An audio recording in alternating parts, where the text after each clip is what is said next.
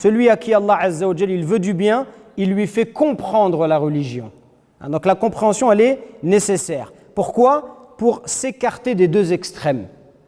Parce que si on revient à la religion, on revient vers Allah subhanahu wa ta'ala, sans méthodologie, sans quelqu'un qui s'occupe de nous, sans suivre le droit chemin, la guider, sans plan, de manière désordonnée, chacun dans son coin, c'est quoi le risque? Le risque, c'est de tomber dans des extrêmes. Et il y a aujourd'hui, on va dire, deux grands extrêmes. On a d'un côté le laxisme qui conduit un certain nombre de musulmans à réduire et à cantonner l'islam à quelque chose de folklorique, à quelque chose de culturel. La religion, pour eux, c'est les gâteaux de l'Eid, c'est la shorba de maman pendant le ramadan. C'est ça, l'islam, c'est ça en gros. Ce qui va pousser même certains, vous le voyez depuis quelques années, même ça fait même très longtemps, il y a les nuits du ramadan, sur France 2, où on a des concerts de musique, de rail. Voilà, c'est ça, c'est le folklore, quoi.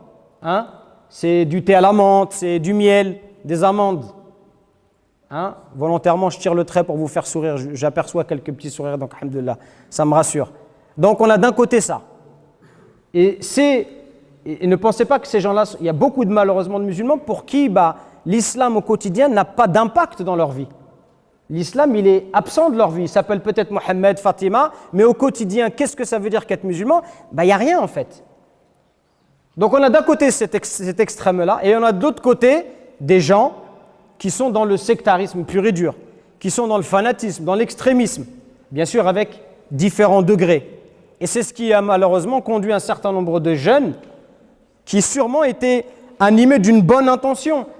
On ne parle pas ici de sincérité, peut-être que ces jeunes-là, ils étaient très sincères, ils avaient envie de revenir vers Allah subhanahu wa ta'ala. Mais comme il n'y avait pas de compréhension, il n'y avait pas de fiqh, il n'y avait pas de compréhension de ce que ça signifie qu'être un bon musulman, et ces jeunes-là, ils ont été embrigadés. Vous savez, comme moi, très bien, que certains, ça va, c'est l'extrême, c'est la minorité, mais certains, ça va jusqu'à des attentats, jusqu'à prendre la vie qu'Allah il a rendue sacrée. Et pourquoi on en arrive là? Parce qu'il n'y a pas de compréhension.